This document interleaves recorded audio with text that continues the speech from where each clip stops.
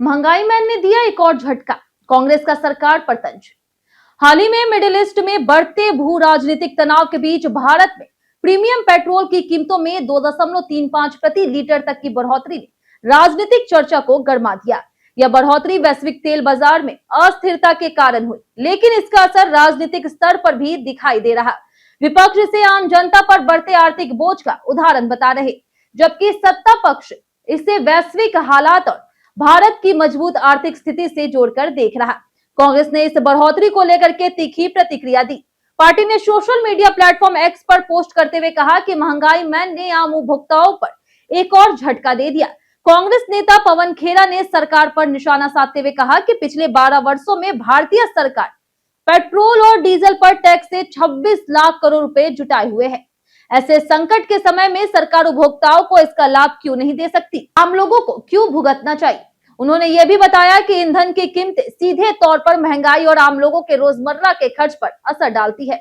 उनका कहना है कि जब सरकार ईंधन से भारी राजस्व जुटा रही तो ऐसे समय में कीमतों में राहत देना उसकी जिम्मेदारी बनती है। दूसरी ओर सरकार ने अपनी ओर से स्थिति स्पष्ट की।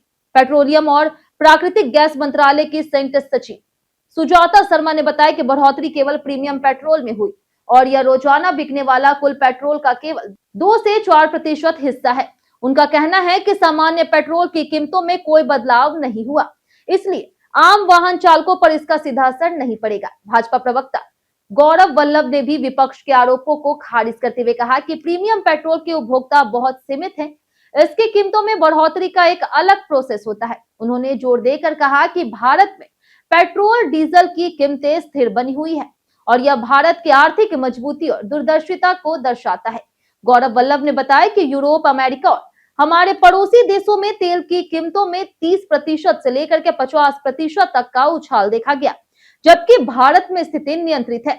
उन्होंने आर्थिक आंकड़ों का हवाला देते हुए कहा कि मौजूदा वित्त वर्ष में अर्थव्यवस्था की वृद्धि दर लगभग 7% रहने का अनुमान है। रिटेल महंगाई 4% से कम है और बेरोजगारी दर नियंत्रण में है। उत्तर प्रदेश सरकार के मंत्री नितिन अग्रवाल ने भी इस मुद्दे को वैश्विक परिस्थितियों से जोड़ते हुए कहा कि युद्ध संकट के समय कीमतें बढ़ना संभावित है। उन्होंने कहा कि जब स्थिति नियंत्रण में आएगी तो कीमतें भी कम होगी। विपक्ष आरोप लगाती रहती है। दरअसल भारत अपनी तेल जरूरतों का बड़ा हिस्सा आयात करता है, इसलिए अंतरराष्ट्रीय तेल बाजार में उतार चढ़ाव तेलों कीमतों पर असर होना सामान्य है।